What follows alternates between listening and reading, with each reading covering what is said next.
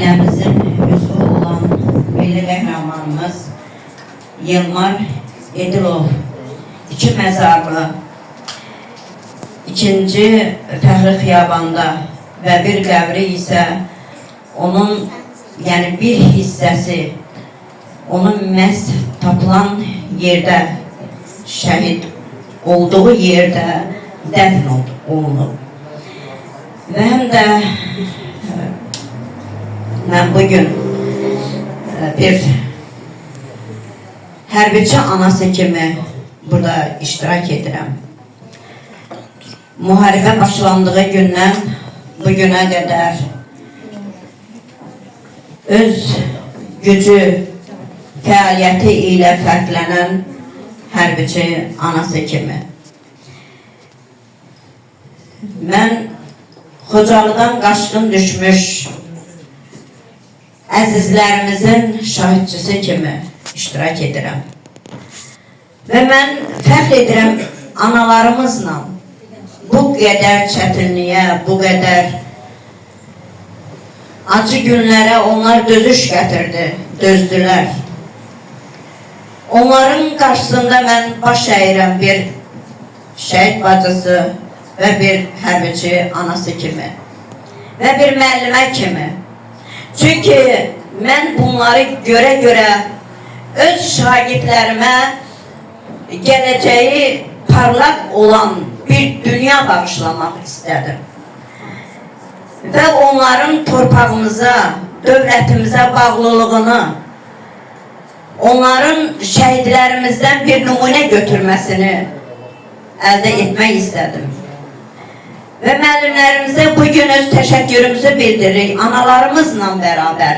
Çünki məhz bugün torpaqlarımızın geri qayıtmasında onların rolu çox böyük oldu.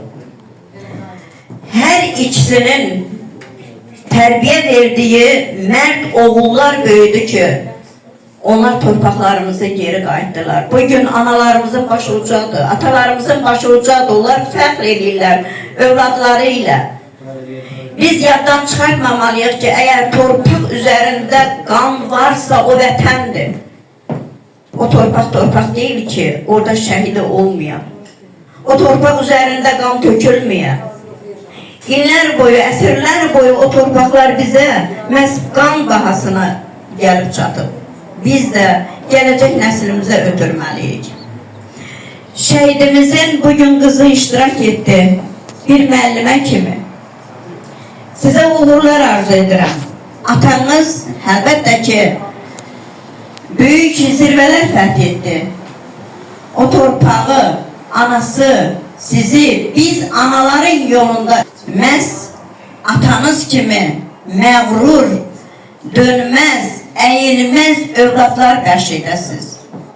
Bu yolda hər birinizə uğurlar arzu edirəm.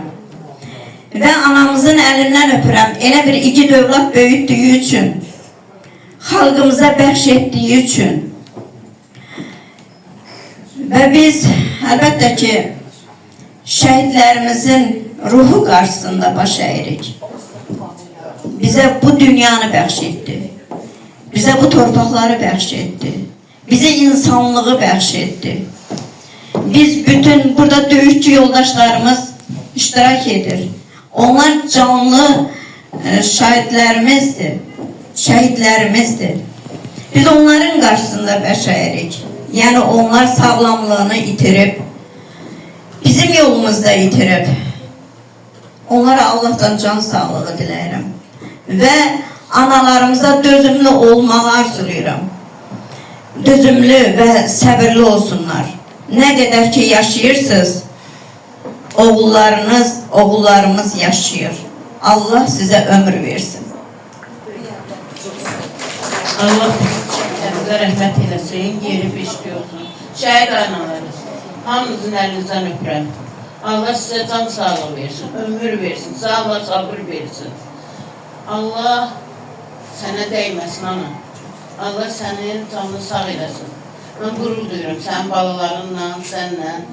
Hamısından qürur duyuram ki, sən mənim hər şeyimsən, anamsan.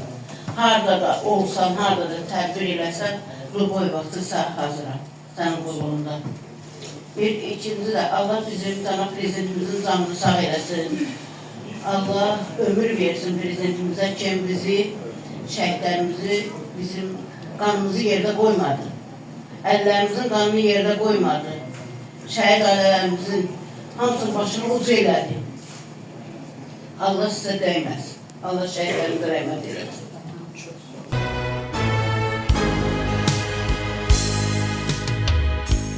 Nifrete çevrildi bakışlarınız, kanlı seçilerden akışlarınız, güllere gark olmuş baştaşlarınız, namusun gayretin taşı şehitler.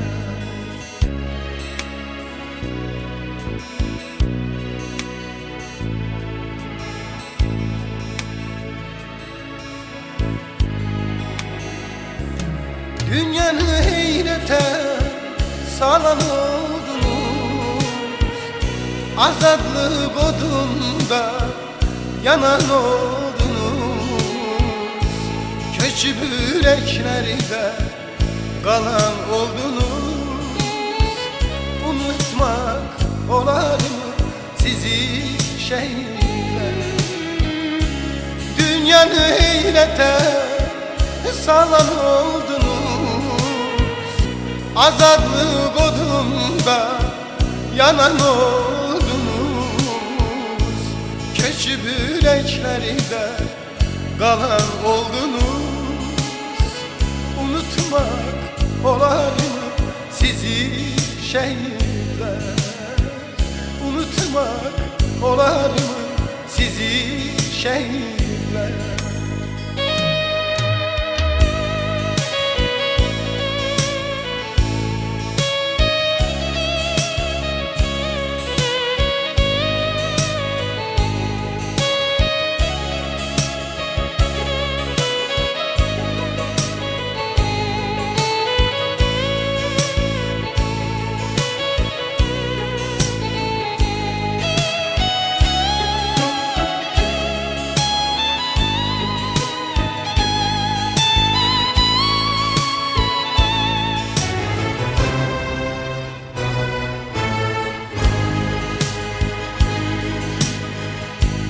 Yerdi köksünüzü namert güllesi,